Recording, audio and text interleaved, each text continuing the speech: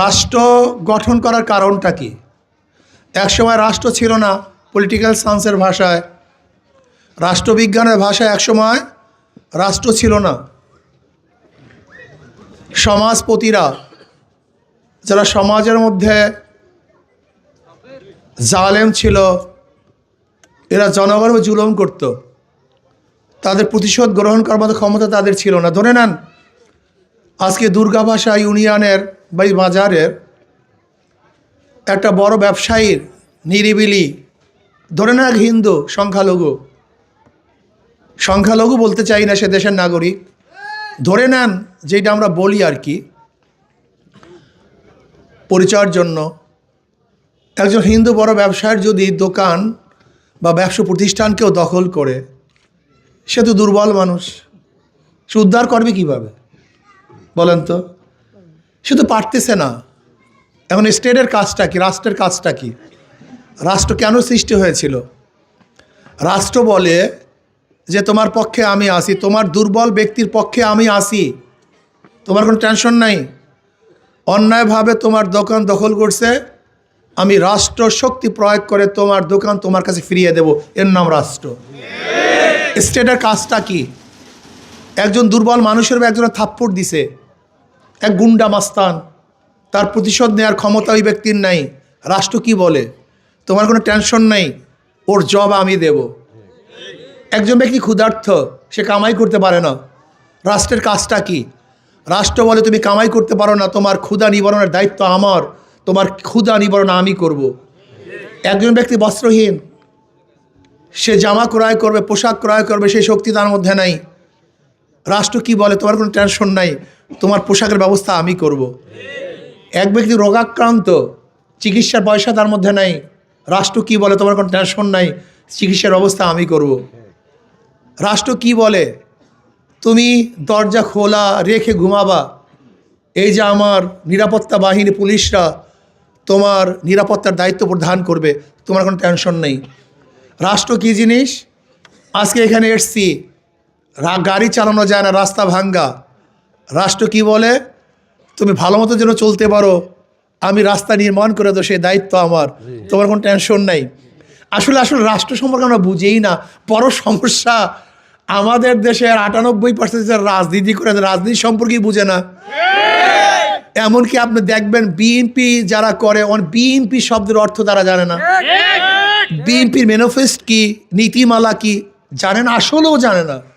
একজন ব্যক্তি আওয়ামী লীগ করে, যদি প্রশ্ন করেন আওয়ামী লীগ শব্দের আরবি না ফার্সি না বাংলা, সে ব্যক্তি জানিই না। আওয়ামী লীগের মূল নীতি ও আদর্শ কি সে জানিই না। আসলে আমাদের মূল সমস্যা হলো না জানা। রাষ্ট্রের কাজটা কি?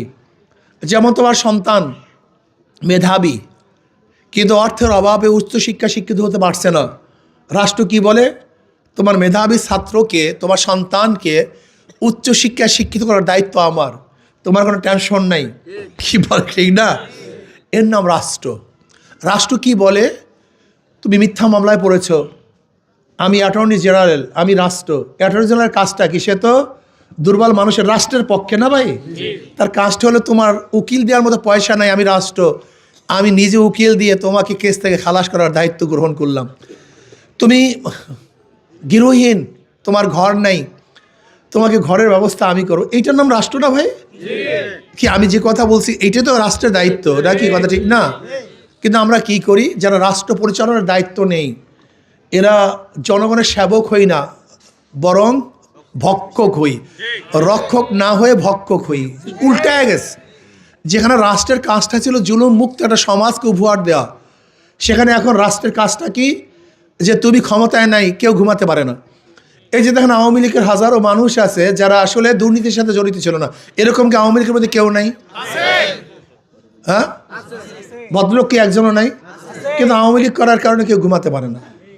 কি কথা কয় না? আবার বিএনপির মধ্যে কি ভালো লোক ছিল না? দেখা যায় যে ক্ষমতায় না থাকার কারণে কেউ ঘুমাতে পারে না। এর নাম রাষ্ট্র না। রাষ্ট্র কি জিনিস? যে অন্যায় করবে তার বিরুদ্ধে রাষ্ট্র, যে ন্যায় করবে তার পক্ষে রাষ্ট্র। কিন্তু আমরা কি করি? ক্ষমতার জন্য, এখন আমি ক্ষমতায়, তোমরা সবাই ভাগো, এখন যত চাঁদা সব আমার। কি কথা কয় না? এতদিন জুলুম করছো তুমি, এখন করবো আমি। এতদিন ভক্ষণ করছো তুমি, এখন ভক্ষণ করো আমি। এই যে এটা রাষ্ট্র না। একজন এমপির দায়িত্ব কি তাও আমরা জানি না। মেম্বার অফ পার্লামেন্টের কাজটা কি? আমরা মনে করি একজন মেম্বার অফ পার্লামেন্টের কাজ হলো শুধু রাস্তাঘাট করার। না, একজন সংসদ সদস্যর মূল দায়িত্বটা হলো আগামী রাষ্ট্র কোন পথে চলবে, কোন নীতিতে চলবে, কোন আদর্শে চলবে, সেটা বিনির্মাণ করা হলো একজন সংসদ সদস্যের দায়িত্ব। তার কাজটা কি? আগামীতে চুরি হবে কি হবে না এটা বন্ধ করার দায়িত্ব তার। এদেশ থেকে বিদেশের টাকা পাচার হবে কি হবে না এটা রোধ করার দায়িত্ব তার। এদেশের নিরপেক্ষ আইন ব্যবস্থা থাকবে কি থাকবে না এটা বিনির্মাণ করার দায়িত্ব হলো একজন সংসদ সদস্যের। একজন সংসদ দায়িত্ব কেন?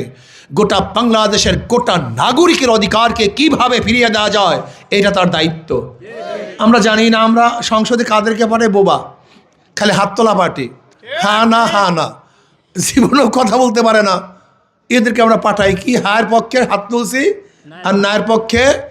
এটা একদম পার্লামেন্টের মেম্বারের কাজ না, সদস্যের কাজ না।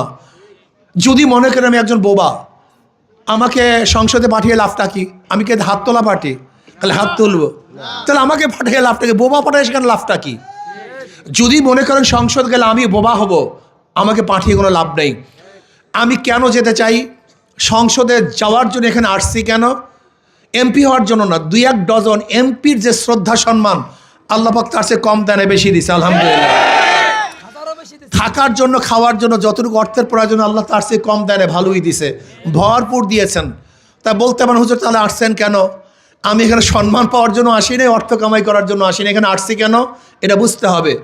আমি এই স্টেজে, এই চেয়ারে বসে যদি 1000 বছর বক্তৃতা করি, সেই বক্তৃতা আইন হবে না। কিন্তু সংসদে 5 মিনিট আলোচনা করলে সেটা আইন হবে। আমি এখানে 1000 বছর আলোচনা করলো এদেশের টাকা বিদেশে পাচার করা রোধ করতে পারবো না, কিন্তু সংসদে 5 মিনিট কথা বললে সমস্ত জালেমদের বিরুদ্ধে টাকা রোধ করার বিরুদ্ধে ইনশাআল্লাহ আইন পাস করতে পারবো। এখানে 1000 বছর কথা বললেও ওই কানাডায় বেগম পাড়া করার থেকে আমরা বিরত রাখতে পারবো না, কিন্তু সংসদে 5 মিনিট কথা বললে ওদের সমস্ত মুখোশকে উন্মোচন করতে পারবো। কথা ঠিক না?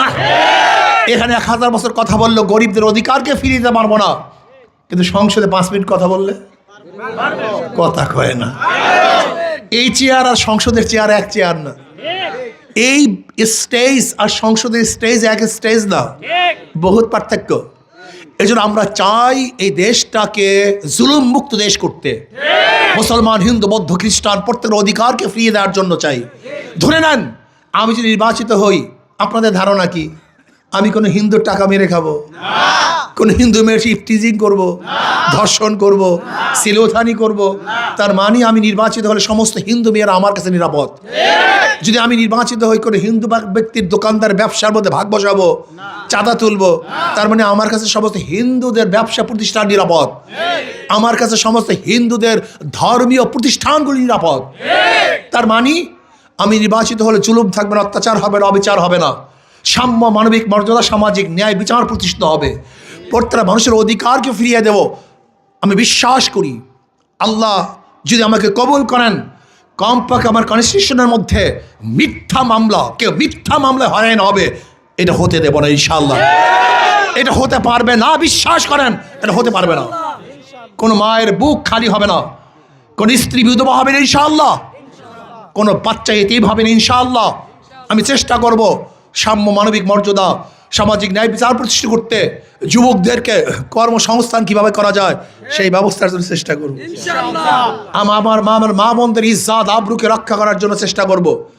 খাস করে আমি আমার বাখেরগঞ্জ বাবাদেরকে বলবো, ওদেরকে বারবার নির্বাচিত করেছেন, ওরা কি করেছে আপনারা দেখেছেন, ওরা কি করতে পারে তাও আপনারা জানেন, কিন্তু আমাকে একবারও দেখেন নাই। কিন্তু যদি মনে করেন এই বাংলাদেশটাকে জুলুম মুক্ত দেশ করার জন্য, অন্যায় অবিচারকে চিরতরে রোধ করার জন্য, দুর্নীতিকে চিরতরে কবর রচনা করার জন্য যদি আপনারা সবাই চান, তাহলে আসুন। এই কাজ শুধু আমার না, এই কাজ আমাদের সবার।